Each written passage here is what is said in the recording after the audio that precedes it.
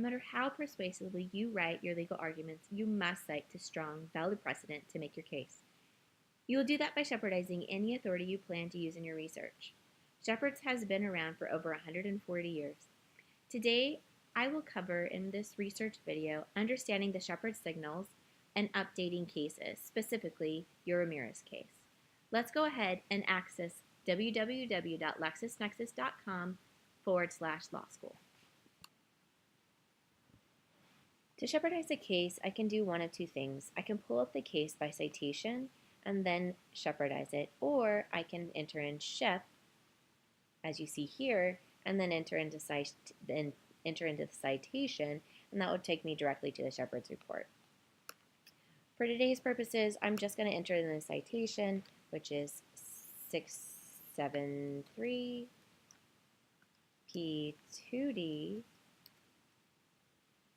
822, and I'll hit search.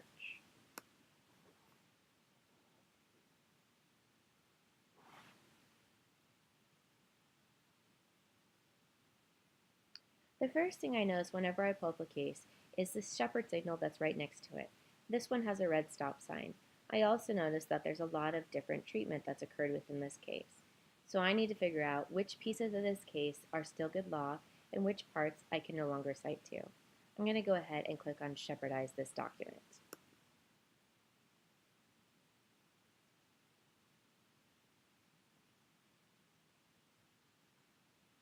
If I scroll down to the bottom of the page of any Shepard's report, I get the legend. The legend has a short explanation of what each symbols mean, and I'll quickly go through those. The warning symbol here at the top is the one signal that you really have to pay attention to when you first enter into any case. The reason for that is because it indicates that something within the case is no longer good law. It doesn't necessarily mean the entire case has been overturned. It just means that there's one legal rule or issue that is no longer valid and is uncitable. Underneath that, I have the red exclamation mark. This is specific for statutes.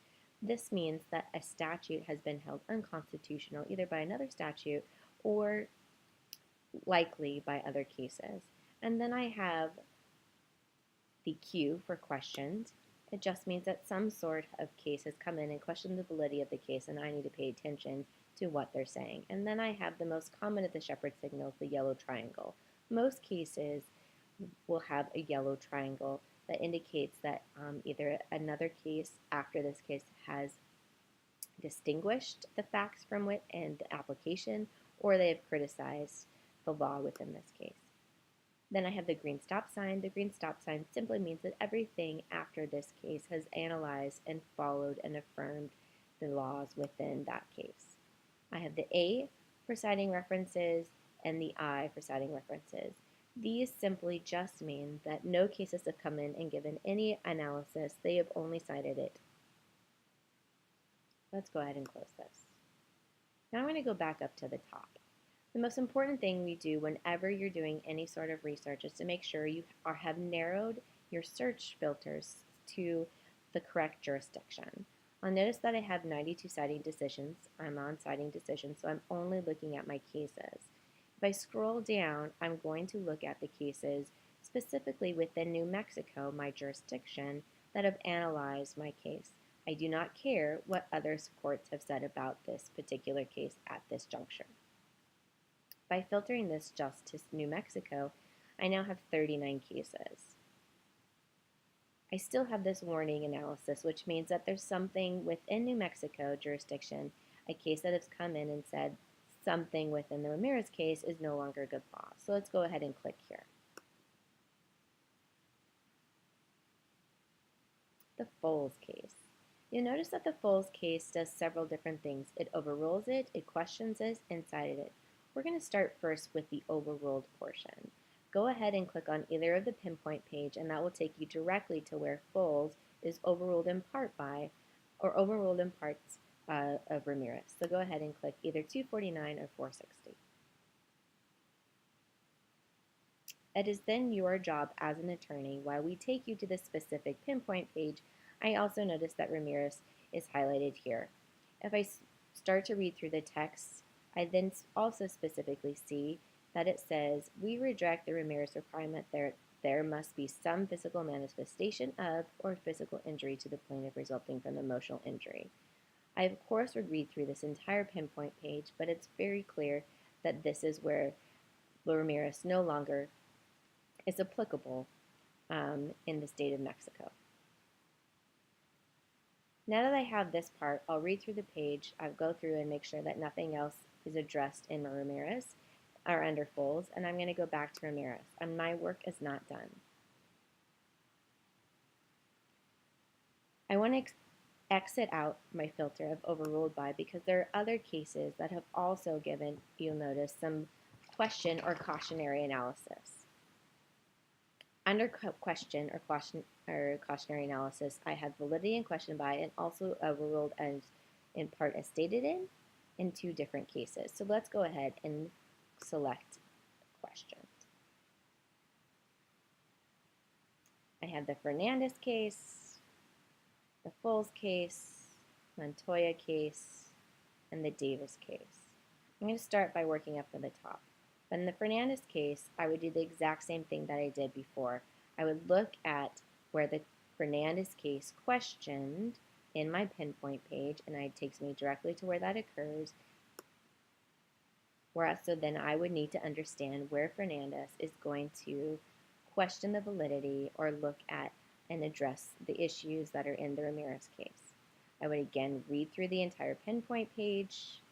Here is my application of Ramirez. I also noticed that there's some other parts of Foles, but this is going to be where that's going to do that analysis.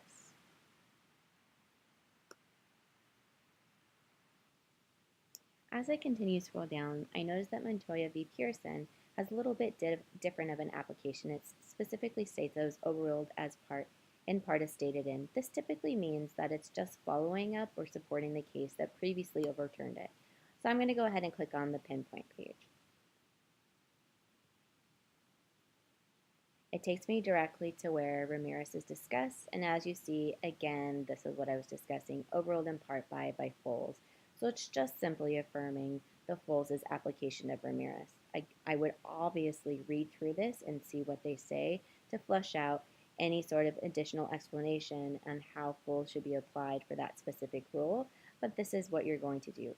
Just simply follow the pinpoint page. I read through that entire page to get a good sense. Notice specifically on this case, there's more than one place that application occurs. So I want to make sure that I'm reading through the entire pinpoint page and then further through the entire case to get a good sense of how the most recent application of Ramirez and Foles is being applied.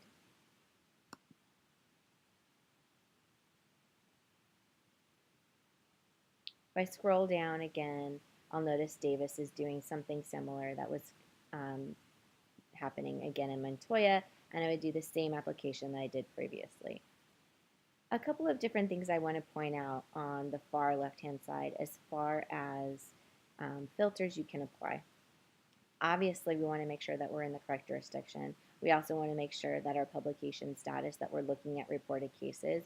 Something that sometimes can also be helpful if you have a lot of different cases that you're having to filter through is the amount of discussion or analysis that these cases are giving my current case. This can be helpful, but it's not always the best indicator of whether or not it's going to be on point for your specific research. So while I suggest using this as a guide, do not use it as the main way of navigating through and figure out which cases are most helpful. The other thing I'm going to point out is up top. So while I just stuck to setting decisions, I can also look at my appellate history of everything that happened prior within this case. I can also click on citing decisions or other citing decisions, and these are things such as secondary materials, any sort of court materials that have ever cited this specific case. So citing decisions is just cases. Other citing decisions is everything else in the world of Shepards that have ever cited your case. Finally, I have my table of authorities. The table of authorities is just the list of cases that the Ramirez case relied on. I have the same Shepard's analysis. I'll notice that I have my different jurisdictions that it pulled from, and then a different analysis that it is giving these particular cases. I also can notice on the right-hand side the discussion. This is the level of discussion that the Ramirez case gives this particular case. That wraps it up for our Shepard's video. Please let me know if you have any questions. I can easily be reached at my email, Megan.McCombsHayes@LexisNexis.com. Thank you for your time and have a good day.